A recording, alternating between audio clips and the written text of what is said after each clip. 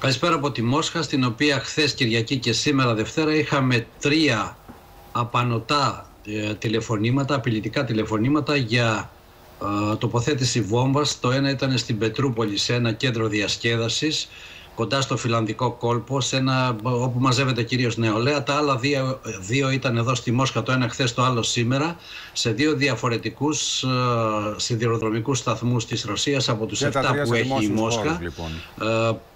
Και τα 3 αποδείχθηκαν ότι ήταν φάρσα, ωστόσο όμως καταλαβαίνει κανείς τι ένταση δημιουργείται όταν υπάρχει τέτοιο τηλεφώνημα και πρέπει να εκενωθεί ένας χώρος όπου βρίσκονται 500-600 άνθρωποι κάθε φορά, να γίνουν όλες αυτές οι μετακινήσεις. Αυξημένα λοιπόν τα μέτρα ασφαλείας στη Μόσχα μετά και από τηλεφωνήματα τα οποία, όπως είδαμε και στις ΗΠΑ, έχουμε και εκεί κάποιες τέτοιες πρώτες ενέργειες. Όμως είχαμε, Δημήτρη, και την τοποθέτηση του Βλαντιμίρ Πούτιν στην σύνοδο των G20 στην Αντάλια, όπου αναφέρθηκε στο ζήτημα της χρηματοδότησης του Ισλαμικού κράτους από μέλη των G20. Ναι, είναι ακριβώς. Ανέφερε ο Βλαντίμιρ Πούτιν στην συνέντευξη που έδωσε στους δημοσιογράφους που βρισκόταν στην Αντάλια, όπου πρέπει να το τονίσουμε ήταν ο πιο δημοφιλής και ο πιο περιζήτητος από τους ηγέτες των 20 χωρών που μαζεύτηκαν εκεί.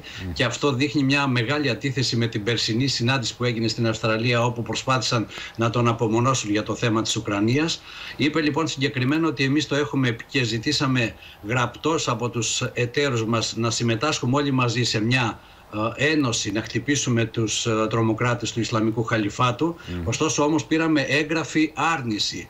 Τώρα όμως η ζωή βάζει τα πράγματα στη θέση τους. Πρέπει να ξέρουμε, λέει, ότι πολλές χώρες, έχουμε πληροφορίες ότι γύρω στις 40 χώρες είναι αυτές που χρηματοδοτούν το Ισλαμικό κράτος. Μεταξύ αυτών των χωρών είναι και κάποιες από εδώ, από εμάς τους 20, είπε χαρακτηριστικά, ρίχνοντας σαφώς καρφί και για την Τουρκία αλλά και για άλλες χώρες που ήταν. Βλέπουμε τη φωτογραφία, βλέπουμε την εικόνα του Μπαράκ Ομπάμα με τον Βλαντιμίρ Πούτιν να συζητούν στο περιθώριο των εργασιών των G20. Όλα αυτά έλαβαν χώρα στην Τουρκία. Αυτό σημαίνει ότι αλλάζει κάτι σε σχέση με το ρόλο τον οποίο έχει διαδραματίζει μάλλον με βάση τις επιχειρήσεις που διεξάγονται στη Συρία η Ρωσία? Αν μη τι άλλο, η τραγωδία στο Παρίσι πάνω έχει φέρει τα άνω κάτω και πραγματικά είναι πολλοί εκείνοι οι οποίοι αρχίζουν και αλλάζουν προσέγγιση. Και πρώτος ο πρόεδρος Ολάντ στο Παρίσι, ο οποίος σήμερα ξεκάθαρα είπε ότι το αντικείμενο της οργής μας δεν είναι ο Άσαντ, αλλά είναι το Ισλαμικό κράτος, είπε χαρακτηριστικά.